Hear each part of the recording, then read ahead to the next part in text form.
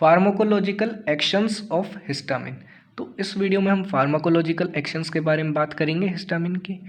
ठीक है, तो देखते हैं कि भाई हिस्टामिन हमारा क्या क्या फार्माकोलॉजिकल एक्शंस दिखाता है और कहाँ कहाँ पे दिखाता है। तो सबसे पहला जो एक्शन है वो होता है हमारा ब्लड वेसल्स में। ब्लड वेसल्स में हिस्टामिन किस तरीके से एक्ट करता है, तो देखो हमने ब्लड वेसल्स को दो पार्ट में डिवाइड करा हुआ है। पहला है एक तरफ आर्टरीज और वेन्स। यहाँ मैंने बड़ी वेसल्स दिखा रखी हैं, जो बड़ी वेसल्स हैं उनको यानी लार्ज आर्टरीज और लार्ज वेन्स। ठीक है, जब हम बात करेंगे कि भाई जो बड़ी वाली आर्टरीज और वेन्स होंगी हमारी, तो उनमें क्या होता है, उनमें हिस्टामिन वैसोकॉन्स्ट्रिक्शन करवाता है। क्या करवाता है? वैसोकॉन्स्ट्रिक्शन, यानी कि उनको कॉन्स्ट्रिक्ट करवा देगा। ठीक, और ये वैसोकॉन्स्ट्रिक्शन जो होगी वो किस वजह से होगी? वो होगी हमारी H1 रिसेप्टर की वजह से। H1 रिसेप्टर हिस्टामिन का जो प्रेजेंट होता है स्मूथ मसल में। वहीं अगर मैं बात करूँ आर्ट्रियोल्स, वेन्यूल्स और कैपिलरीज की, आर्ट्रियोल्स जो होती हैं वो हमारी स्मॉल आर्टरीज होती हैं, जो छोटी छोटी आर्टरीज होती हैं उनको आर्ट्रियोल्स बोलते हैं। स्मॉल वेन्स को क्या बोलते हैं? वेन्यूल्स।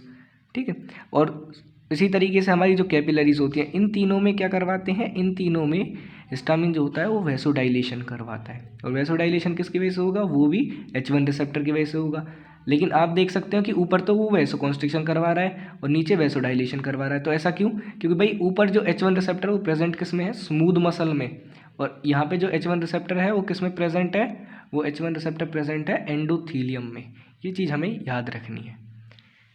ठीक, इसके बाद हम सेकंड बात करते हैं कि और क्या क्या इफेक्ट दिखाता है हमारा हिस्टामिन। तो देखो भाई, सेकंड जो इफेक्ट दिखाता है वो दिखाता है हमारा विसरल स्मूथ मसल्स में। किस में? स्मूथ मसल्स में। तो जितनी हमारी बॉडी में स्मूथ मसल्स होती हैं उनमें क्या इफेक्ट दिखाता है? जैसे कि हमारी एयरवेज रही, हमारी विंड पाइप रही। विंड पाइप में क्या होता है? ब्रोंको कॉन्स्ट्रिक्शन होती है, कॉन्स्ट्रिक्शन होगी। इंटेस्टाइन रही, इनमें भी कॉन्स्ट्रिक्शन होती है, क्रैम्प्स आ जाते हैं।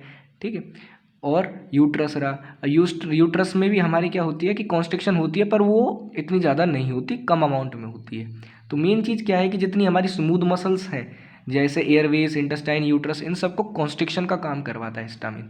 ठीक है, और ये किस लिए और ये किस रिसेप्टर की वजह से फैसिलिटेट हो रही है? ये हो रही है H1 रिसेप्टर की वजह से, क्योंकि H1 रिसेप्टर ही होता है जो इनको कॉन्स्ट्रिक्ट करवाने का काम करता है। इसके बाद थर्ड है हमारा ग्लैंड्स में, ग्लैंड सीक्रीशन।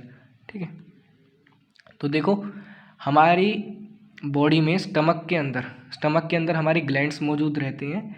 ठीक है, स्टमक के अंदर हमारे जितने ग्लैंड्स होते हैं वो गैस्ट्रिक सीक्रेशन करवाते हैं, यानी कि जो स्टमक में HCl निकलता है या फिर जितने भी एसिड्स निकलते हैं या एंजाइम निकलते हैं, ठीक है, जितना गैस्ट्रिक सीक्रेशन होगा उसको इंक्रीज करवाने का काम करता है हिस्टामिन। गैस्ट्रिक सीक्रेशन को बढ़ाने का काम करता है। और ये किस वजह से फैसिलिटेट होती है? ये होता है हमारा H2 रिसेप्टर की वजह से। जो H2 रिसेप्टर होता है वो मौजूद होता है पेरिएटल सेल्स पे, जो क्या करता है? गैस्ट्रिक सीक्रेशन बढ़ा देता है। इसके बाद fourth point adrenal medulla. Adrenal medulla में क्या करता है? रिलीज ऑफ एड्रेनलिन करवाएगा। एड्रिनल मेड्यूला से एड्रेनलिन रिलीज करवाएगा, जिसकी वजह से बीपी ऑटोमेटिकली बढ़ता है। फिफ्थ है हमारा central nervous system. Central nervous system पे तो देखो हिस्टामिन का कोई इफेक्ट नहीं होता।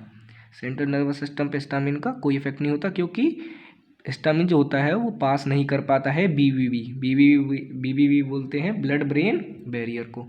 ब्लड ब्रेन बैरियर को हिस्टामिन पास नहीं कर पाता। लेकिन अगर आप ज़बरदस्ती करोगे और डायरेक्ट इंजेक्शन दोगे ब्रेन के अंदर, तो क्या होगा? आपको राइज इन बीपी और कार्डियक स्टिमुलेशन जैसे इफेक्ट देखने को मिलेंगे। ठीक है, तो ये थी बात हमारी फार्माकोलॉजिकल एक्शंस ऑफ हिस्टामिन के बारे में।